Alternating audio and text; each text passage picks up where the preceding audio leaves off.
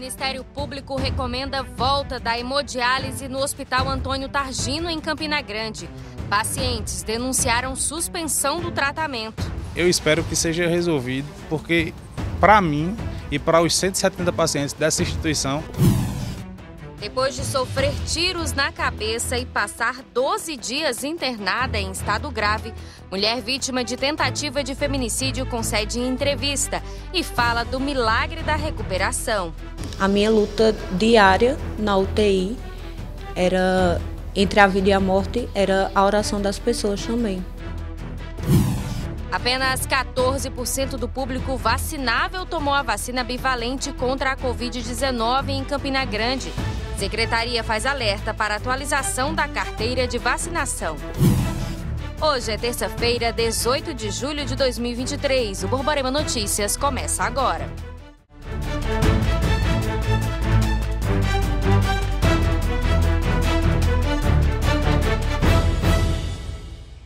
Olá, boa noite. O Ministério Público da Paraíba recomendou na tarde desta terça-feira que a direção do Hospital Antônio Targino, em Campina Grande, mantenha o funcionamento do setor de hemodiálise.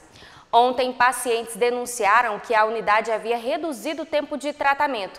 Em um primeiro momento, eles receberam a informação de que essa decisão teria sido tomada por falta de repasses por parte da Prefeitura de Campina Grande. Mas depois, a informação foi de que, na verdade, essa redução ocorreu porque os recursos estão defasados. Breno faz hemodiálise no Hospital Antônio Targino há 5 anos. Tive a perda dos meus rins em virtude de hipertensão e tive que começar o tratamento de hemodiálise. E confesso que é um tratamento bem invasivo, bem cansativo e bem dolorido. E a gente vem nesse sofrimento já há 5 anos. Mas tem muita gente aqui que está há uma grande quantidade de tempo. Tem gente com 15, 17 anos fazendo esse tratamento, que é muito difícil para a gente. Só que esse procedimento foi reduzido e a preocupação aumentou. Os pacientes que fazem hemodiálise no Hospital Antônio Targino tiveram uma desagradável surpresa nesta segunda-feira, dia 17, quando a equipe da unidade informou que o procedimento de hemodiálise teria que ser reduzido de 4 para 2 horas. Segundo Breno, o hospital teria informado que a redução no tempo de hemodiálise seria pela falta de repasse de verbas por parte da Secretaria de Saúde do município. Mas o secretário diz que repassou os valores correspondentes à pactuação da unidade com o SUS. Ainda segundo o secretário, o hospital teria alegado falta de material para realizar o procedimento. Graças a Deus, nossas equipes conseguiram encontrar um paliativo para garantir o atendimento desses pacientes que recorrem a esse serviço através do Hospital Antônio Targino. Em parceria com a própria unidade hospitalar, nós estamos disponibilizando parte dos insumos que eles precisam para continuar esse atendimento. Obviamente, ainda não é uma solução definitiva, queríamos muito ter sentado até esse momento com a diretoria do hospital para uma posição mais afirmativa sobre o fato e que nós pudéssemos também nos colocar à disposição para encontrar uma solução de consenso para que desse garantia de longo prazo para todos os usuários desse serviço. Esses insumos já foram enviados até o hospital. Tem duração de quanto tempo? Prestamos um socorro emergencial à unidade hospitalar para garantir 2 até 3 dias de atendimento com a quantidade de insumos que foram retirados da central de abastecimento farmacêutico da própria Secretaria de Saúde. Então, disponibilizamos de forma emergencial e esse é o tempo que nós temos como gestão para tomar uma decisão em conjunto com a própria unidade hospitalar sobre o destino e sobre uma definição definitiva de longo prazo sobre como vai ficar essa situação a partir de agora. O diretor executivo do hospital, Fabrício Targino, informou que a secretaria repassou os recursos do SUS, mas o problema é que os valores estão desatualizados. Houve um ruído na comunicação quando os funcionários do hospital chegaram para os pacientes e disseram que havia um atraso no pagamento. De fato, não há um atraso no pagamento. A secretaria, depois da gestão de Dr. Junei, vem sim honrando com os compromissos. A questão é muito mais grave do que se imagina, que é um subfinanciamento do tratamento de hemodiálise para os pacientes em Campina Grande. Esse subfinanciamento quer dizer o quê? Que nós estamos recebendo a menor do que estamos gastando por cada paciente em sessão de hemodiálise. E isso nos traz grandes prejuízos. Por isso que eu digo, viemos conversando há muitos meses, diria anos, sobre esse problema. E vínhamos tentando com a Secretaria uma solução que seja de curto, a médio e a longo prazo. A assessoria da Secretaria de Saúde informou em nota que às 10 horas da manhã desta quarta-feira, uma reunião coordenada pela promotora Adriana Amorim, com a presença de representantes da Secretaria e do Hospital Antônio Targino, deve ser realizada com o intuito de chegar a uma solução para a manutenção do serviço. E agora a gente segue com a área policial. Vamos falar sobre a insegurança na zona rural aqui em Campina Grande. Um homem sofreu um assalto na comunidade de Genipapo na noite de ontem. Os moradores da região denunciam os constantes crimes no local. O assalto aconteceu por volta das 10h30 da noite nesse trecho da rodovia entre Campina Grande e o distrito Genipapo. A vítima estava numa moto e, de repente, apareceram 3 ladrões que ficaram na frente do veículo e obrigaram a vítima a descer. Quando o homem desceu, foi revistado, os ladrões levaram dinheiro e outros pertences além do veículo. Mas esse não é um caso isolado aqui nesse trecho entre Campina Grande e Genipapo. Os assaltos e furtos voltaram a ocorrer com frequência. Essa moradora da comunidade, próximo de onde ocorreu o roubo da motocicleta, já passou por uma experiência nada agradável. Não só ela, mas uma sobrinha também. Eu estava esperando um ônibus para ir para o colégio das meninas, aí veio um coisinha velho de moto, armado e assaltou a gente. Revólver na sua cabeça? Revólver na cabeça, da minha e das minhas meninas. Então não é novidade assaltos por aqui? É não, tem com frequência. Outra minha sobrinha aqui, mandaram levantar até a blusa para ver a filha da minha cunhada aqui, para levar o telefone. Você tá aí, eu sei que tem telefone. Levanta aí a roupa. Isso é qualquer hora? É qualquer hora. Meio-dia, 6 horas da manhã, de 1 da tarde, meio-dia, qualquer hora. Mais adiante, tem a zona urbana da comunidade Genipapo. Sobre a insegurança, conversamos com várias pessoas, porém, elas preferem evitar gravar a entrevista. E isso se explica com uma palavra: receio. De alguma forma, as pessoas têm medo de se identificar para falar sobre o assunto. Estivemos na Rua do Cipó, onde uma casa foi invadida neste final de semana. O proprietário nos recebeu, falou sobre o crime, mas preferiu não gravar a entrevista, mesmo sendo garantida a condição de anonimato. Como eu disse lá no início, os crimes patrimoniais voltaram a ocorrer com frequência, quer seja furto ou roubo de veículos ou outros bens. Nem as galinhas escapam. Agora me diga uma coisa, como é esse negócio da cerca aqui que cortaram aqui? Cortaram assim, pegaram e cortaram, para passar de casa em casa, entendeu? E as galinhas? 16 galinhas do vizinho. E nós estamos esperando eles buscar de novo, né? Que ele tem mais de 40 galinhas, aí pegar de novo. Chamei a polícia, porque a polícia disse? Diga. Fica aí fora no portão para você autorizar eu entrar. Diga, eu entrar, Deus me livre. Eu ir pro portão, vou não. E as galinhas? Sumiu até hoje. E a polícia instaurou 2 inquéritos para apurar o caso de agressão contra mulheres, sendo uma delas uma adolescente em um estacionamento de um condomínio residencial aqui em Campina Grande. O suplente de vereador Valdez Silveira, do partido Podemos, é o suspeito das agressões. O delegado Cristiano Santana falou com a nossa equipe sobre o procedimento.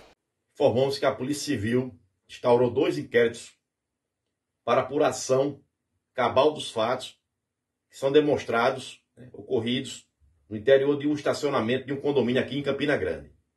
Então, tanto a 2ª Delegacia Distrital quanto a Delegacia de Repressão aos Crimes contra a Infância, já que uma das vítimas é menor, possui 17 anos, as 2 unidades policiais já instauraram inquéritos em suas respectivas atribuições para apuração cabal destes fatos que foram veiculados na imprensa e datados, conforme já dissemos, do último dia 11 de julho. A nossa equipe procurou o suplente de vereador Valdez, que disse que só vai se pronunciar sobre o caso na Justiça. E a Polícia Civil divulgou as últimas informações das buscas de Ana Sofia, o desaparecimento da menina de 8 anos que sumiu depois de sair para brincar em Roma, distrito de Bananeiras, no Brejo Paraibano, completou 2 semanas nesta terça-feira. Essas imagens estão sendo retratadas mais recentemente, né? Uma suposta pessoa adentrando um imóvel já foi analisada pela Polícia Civil. Já nos debruçamos aí com esse material e não possui uma qualidade suficiente em sua definição para afirmarmos que de fato era a criança. O imóvel em si ele foi vistoriado, os ocupantes do imóvel, o proprietário, prestou declarações na delegacia, né? Inclusive cães farejadores do número já estiveram no imóvel e não encontramos até o momento nenhum indício de que a criança tenha estado em seu interior. As investigações prosseguem, buscas estão sendo realizadas, pessoas estão sendo ouvidas. A seguir, apenas 14% do público vacinável tomou a dose bivalente contra a Covid-19.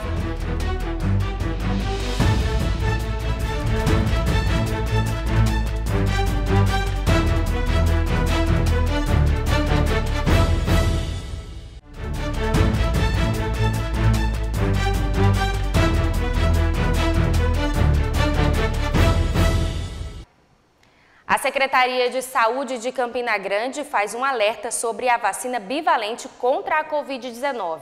Apenas 14% do público vacinável tomou o imunizante. Carol Araújo conversou com o diretor de Vigilância em Saúde do município, Miguel Dantas. Apenas 14% do público vacinável com a dose bivalente tomou a vacina contra a Covid-19. Mostra que o público está se descuidando com relação à imunização. Quem traz mais informações é o diretor de Vigilância em Saúde, Miguel Dantas. Miguel, quem já pode tomar essa vacina?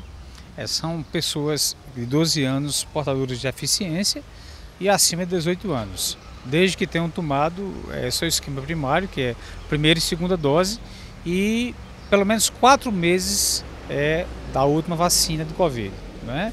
Se ele passou 4 meses, ele pode já tomar a bivalente. Lembrar as pessoas que a bivalente ela faz parte de um esquema vacinal, como a meningite, como o sarampo, como outras vacinas que fazem parte do nosso cronograma de vacinação normal, da nossa rotina. Então, na verdade, quem tomou a primeira e a segunda, não vamos imaginar que já é suficiente. Né? Essa falsa impressão de que tomou a primeira dose, tomou a segunda, está livre de tudo, não. A gente tem uma nova variante circulando, que é a Arcturus, não chegou por aqui ainda, mas a gente não sabe qual é o comportamento das variantes quando elas cruzam com outras variantes já existentes, porque ela na verdade é uma variante do Omicron. Né? Mas a gente tem a Delta, teve a Alfa, enfim, a gente teve várias variantes que reagiram diferentes em relação aos imunizantes. Então é interessante que a população tenha essa consciência de que um esquema vacinal ele precisa ser completo, é um ciclo. Né? Você precisa completar da primeira dose até a última dose oferecida. E tem mais destaques nessa terça-feira. O governador em exercício, Lucas Ribeiro, está aqui em Brasília, onde cumpre nesse momento uma reunião com governadores do Consórcio Nordeste e também com o Banco FIDA, o Fundo de Investimentos para o Desenvolvimento Agrícola. O objetivo é buscar recursos para a agricultura familiar, não só na Paraíba, mas em outros estados nordestinos. O FIDA deve promover também um programa para a construção de cisternas, onde vai escolher 4 estados nordestinos. A Paraíba, independente disso, também busca esses investimentos. O objetivo do governo do estado é construir mais cisternas no interior do estado, justamente para atender essas famílias que praticam a agricultura familiar e estimular a prática. Lucas Ribeiro também vai apresentar as demandas da Paraíba aos demais governadores para buscar soluções e investimentos junto aos ministérios do governo federal. Ele participa desse encontro, onde busca recursos para a Paraíba e deve cumprir mais uma série de audiências aqui na capital federal.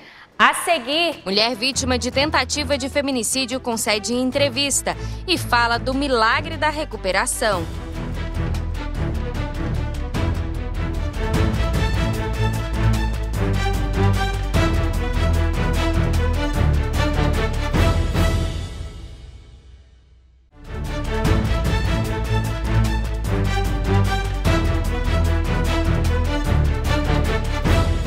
E agora a gente vai trazer uma boa notícia. A Raíssa Soares, a mulher de 30 anos, vítima de uma tentativa de feminicídio no último dia 5 de julho, no bairro do Monte Santo, recebeu alta ontem. A gente mostrou aqui no Borborema Notícias.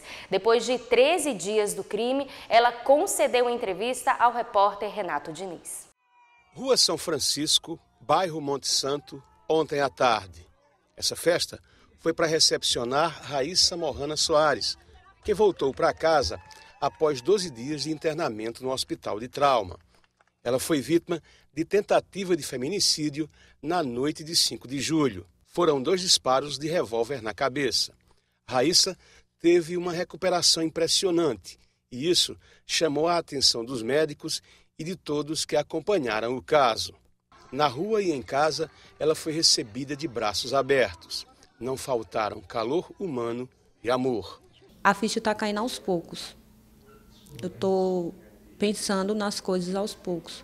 Do dia do acontecido até hoje, dos dias que eu passei no hospital. São coisas que eu ainda tá caindo a ficha, sabe? Eu ainda não parei para pensar em nada, eu estou focando mais na minha recuperação. Eu passei pelo Vale da Sombra da Morte.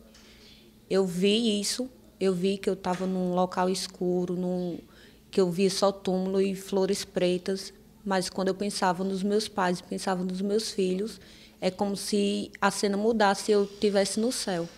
Então era uma luta diária. Então, para mim, quando eu fui para a enfermaria, que eu já estava mais lúcida, que minha mãe falou da dimensão, né, do pessoal orando, que eram várias correntes de oração e tudo mais, eu fiz, então era isso. A minha luta diária na UTI era, entre a vida e a morte, era a oração das pessoas também. Raíssa Soares tem 30 anos de idade e é mãe de 2 filhos. Hoje, ela amanheceu recebendo a imprensa e fez questão de contar essa situação que passou, que começou num ato de violência brutal e desnecessário. Foi neste local onde Raíssa caiu após ser baleada pelo ex-marido Cassiano Carlos na noite de 5 de julho. Pouco tempo após a tentativa de assassinato, Cassiano foi preso pela polícia militar. Raíssa disse que perdoou o agressor. No entanto, vai tocar a vida longe da violência e de ameaças. Ele está perdoado, mas eu quero que ele pague pelo que ele fez. Ele é o pai dos meus filhos, ele sempre foi um homem bom, ele nunca bateu em mim. Nós nunca tivemos nenhum tipo de discussão para chegar a esse ponto que chegou. E ele estava com depressão também. Ele já estava vindo com depressão porque ele não aceitava o fim do relacionamento. Já fazia 1 ano que a gente tinha se separado já, mas ele não aceitava. Então, o não romantizar que eu falo é em questão de eu perdoar, mas querer que ele pague pelo que ele fez. Porque nada justifica o que ele fez comigo. Porque ele não levou em consideração os meus filhos, que estavam aqui, os nossos filhos. Ele não levou em consideração a casa dos meus pais. Ele não levou em consideração a história que nós tivemos, porque nós passamos 13 anos juntos. Então, ele não levou nada disso em consideração. Ele só atirou e pronto. Os pais dela, Adriana Soares e Heron Pinto, estão radiantes. É um recomeço. A filha de volta para casa era tudo o que eles queriam. Ela nasceu outra vez. Eu disse a ela ontem, a gente vai comemorar 2 datas de aniversário, porque foi um nascimento que, para os olhos humanos, ela já não existia mais, né? Uhum. A gente soube que ela tinha tido... Ontem a gente soube que ela tinha tido morte cefálica. Já iam declarar isso.